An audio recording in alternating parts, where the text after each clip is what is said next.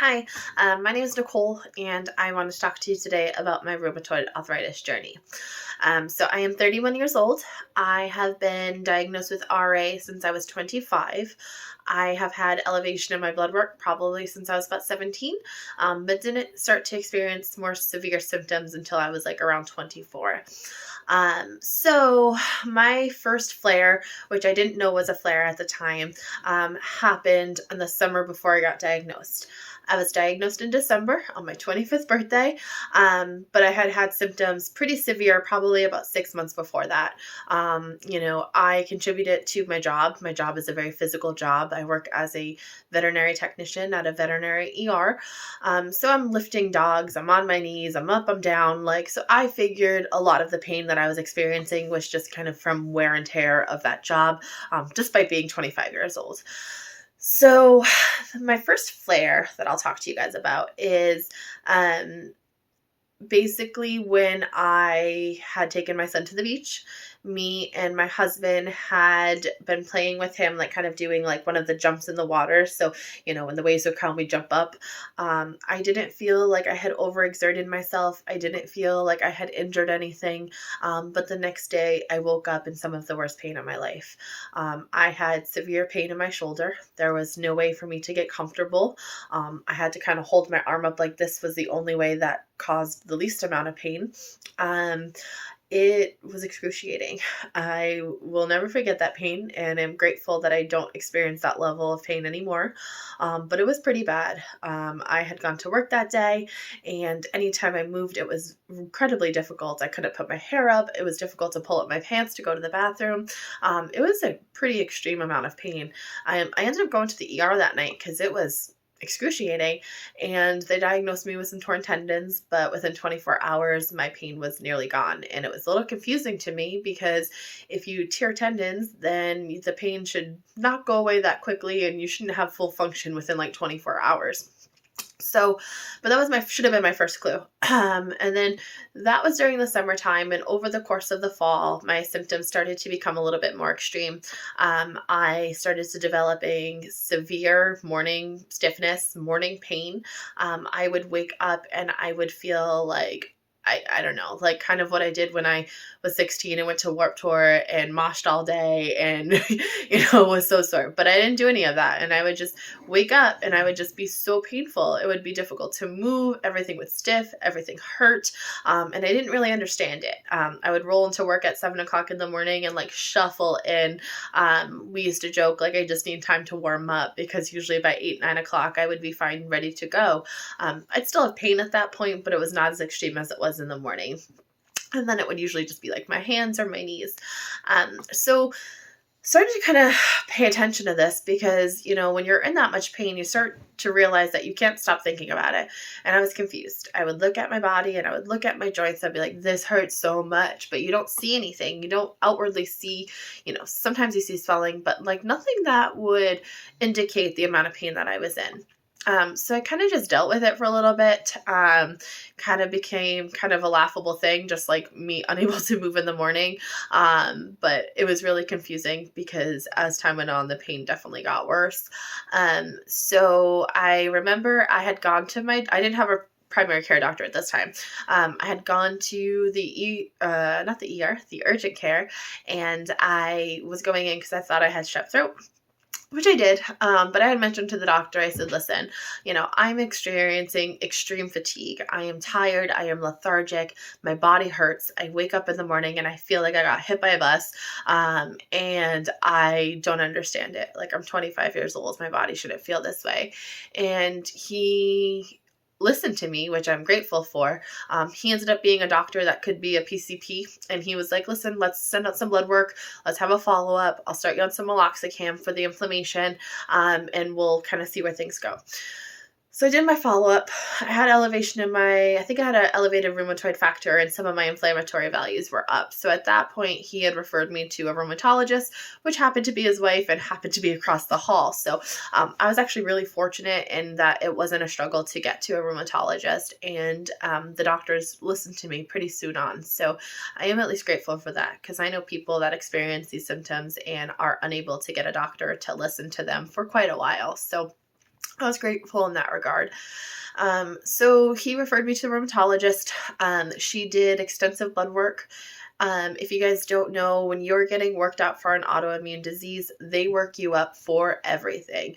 Lupus, Lyme disease, your thyroid, they check everything. They check your some certain vitamins levels like B12 and your vitamin D, all things that could contribute to these symptoms. And it's important that they do that because a lot of autoimmune diseases overlap. So the symptoms that you experience are something that you could experience with RA. You can have similar symptoms with RA, with lupus. There are other things that just affect your hands. So again, they have to kind of work through and get the diagnosis. There is not one test that diagnoses rheumatoid arthritis. It is basically an exclusion. You rule out all of these other things. There are indications on blood work that could mean that you do have it. But once again, it's kind of a process. So I remember they took like 13 tubes of blood for me. She ran all these tests. And on my 25th birthday, we had my appointment. And it was at that point that she diagnosed me with rheumatoid arthritis. I had a vector DA done. For those of you who don't know, a vector DA is a test used to look at inflammatory values and basically stages your RA. So you can have, mild RA, you can have moderate RA, you can have severe RA, and my vector DA put me at moderate to severe rheumatoid arthritis. So, it was with a lot of disease activity at that time. I had they do like a SED rate and a CRT. Those are both inflammatory values that they monitor. Mine were incredibly high. And again, I got that diagnosis. It was at that point that I started on some medications that were supposed to help me with my disease. The problem with a lot of the rheumatoid arthritis medications is that it can take some time in order for it to come to effect. So you're thinking, months, 6 months to really feel the effects of a medication that you're taking. So once again, I am grateful that I have a doctor who listens to me. I have been with the same rheumatologist for the last 6 years. She's amazing. She's very kind. She listens to all of my concerns, and definitely listens to me when I am in pain. So we started on a course of NSAIDs as well as, I believe, Plaquenil at that time, which is an anti-malaria medication that you can take. And I didn't get so much relief from those. We ended up adding in a steroid because I needed something that was going to provide me with immediate release while my RA medication started to come to effect. So I ended up being on the Plaquenil, the steroids, and the NSAID. We eventually added in a medication called methotrexate. It is a chemotherapy drug that they use in rheumatoid arthritis patients to suppress the immune system. So I was on that for a little while. The Plaquenil didn't seem to be work, so we had discontinued that one.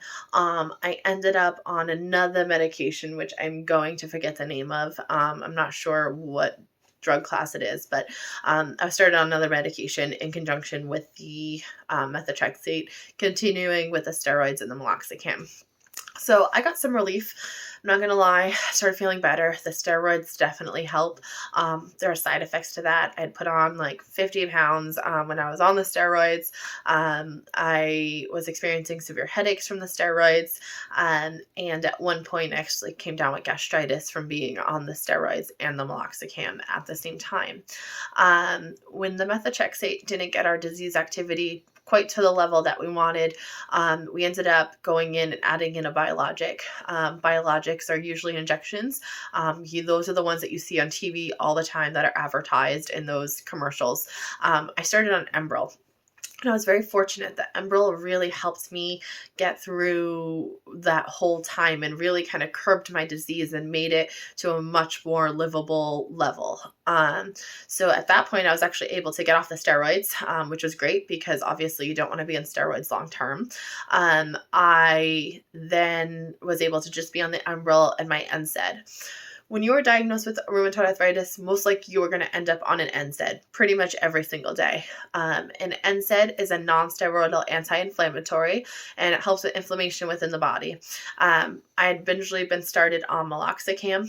Eventually, it was changed to Celebrex after I got in the gastritis because it was supposed to be less of GI symptoms. So I was on that for a little bit, and I was pretty happy with the quality of life that I got. I accept that there are going to never be a time where I go weeks without being in pain. Some people gain remission. In 6 years, I have not. Do I get to a level that feels good sometimes? Of course. I can have a really good month, but that's usually followed by, a crash. But again, we just kind of manage it to the best we can, and try to allow me to have a quality of life that, I enjoy and appreciate. Um, I definitely push myself when it comes to work. My job is still very physical. So there are days that, it is still incredibly painful. But anyways, I was on the Umbro for a little while, and then we switched insurance companies at my job. So we went from Blue Cross to United. At that point, the new insurance company told me that I would have to fail 7 medications in order to continue on the medication that had provided me with relief. It was extremely frustrating because I'm not going to go on my my soapbox when it comes to insurance, but we had a treatment plan that was working for me, and because of insurance, I was forced to change my treatment plan. And I will be honest, I have not gotten the same relief as I have been with the Enbrel. Are things better? Yes, but it did not provide with the same relief that the Enbrel had given to me. So I was switched to a medication called Humira. Also another injection. I did 1 injection. I got my localized allergic reaction, which I tend to get with these biologics. It's kind of like a welt, and it goes away in a couple of days. And I used to joke and be like, that's how I know it's working. But after a week after I gave the injection for the Humira, I had a pretty severe allergic reaction. My lips swelled up. My face was all blotchy. I had hives all over my body.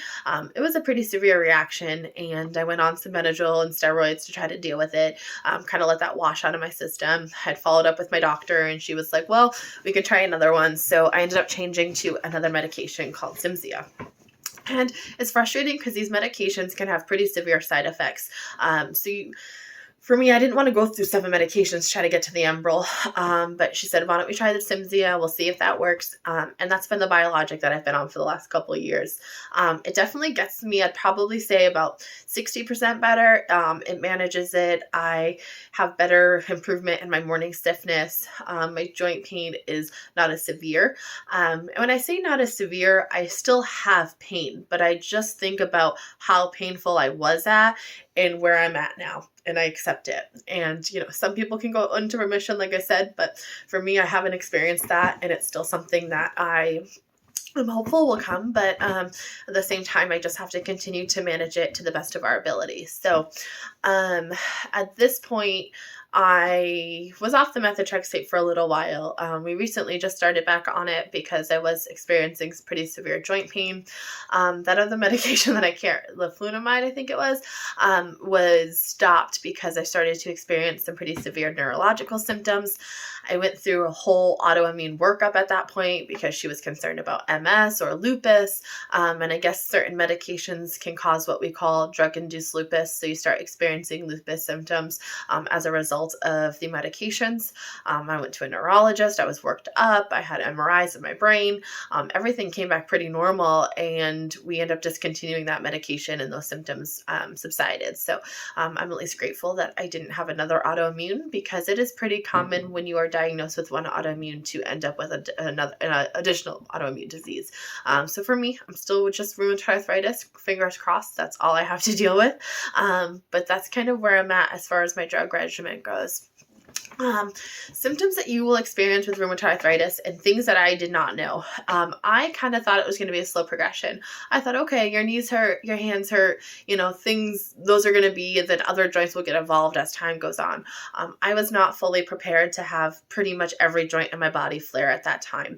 My knees, my ankles are not so bad. The pain isn't there, but they get swollen pretty much all the time. My hands are a big one. I'm starting to see changes in my kind of thumb, and these ones tend to hurt a lot, but they all came at once. It was my knees, my hips, my ankles, my hands, my elbows, my shoulders.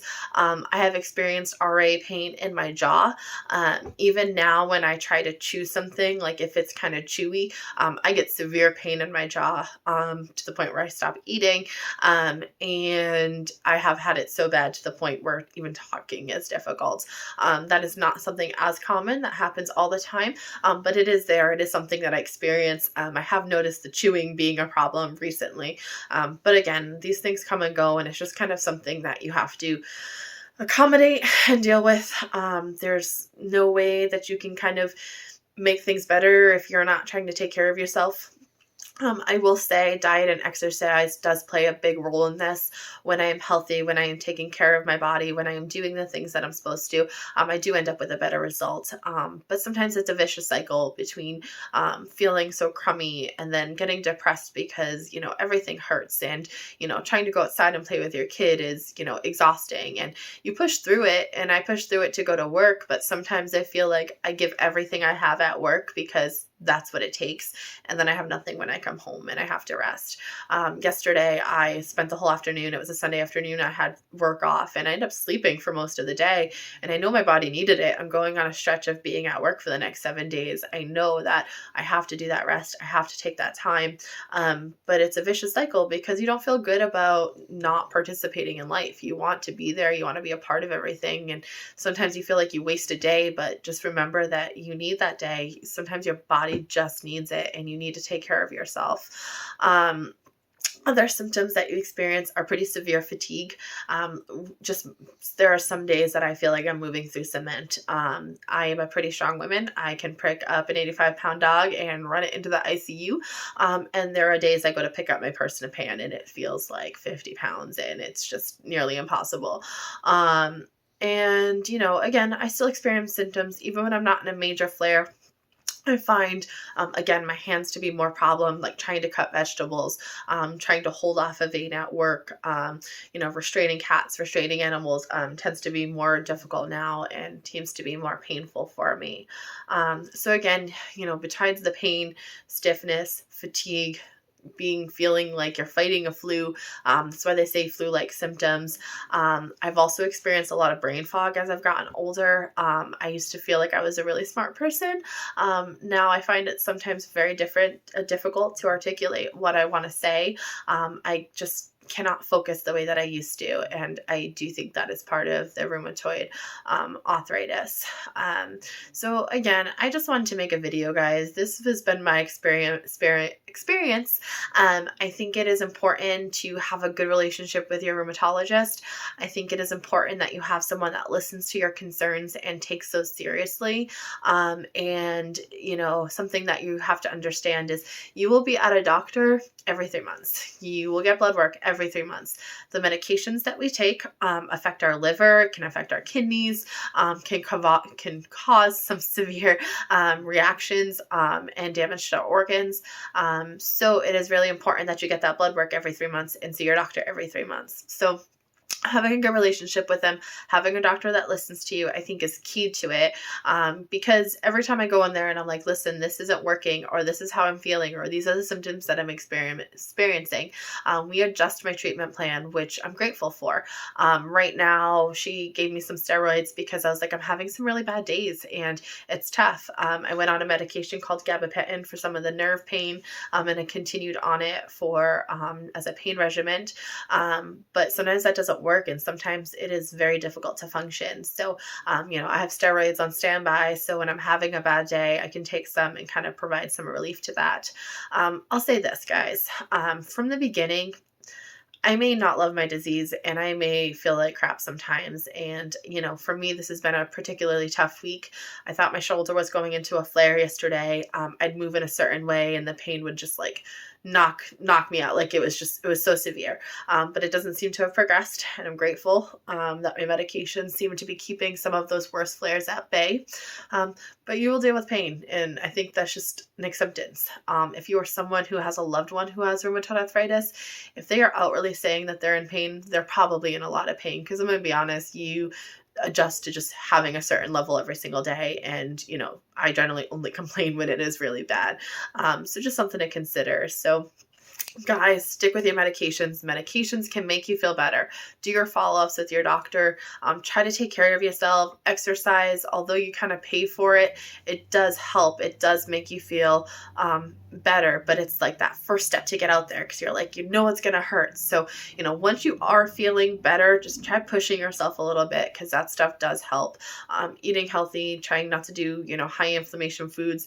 When I do that, which I haven't been doing, does make you feel better. It's probably why I'm kind of going into this flare, because I was doing better and I kind of stopped. And that's kind of why I've probably been experiencing more extreme symptoms at this point.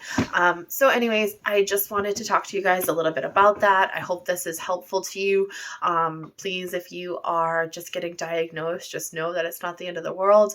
I still work full time. I do have concerns about the longevity of that.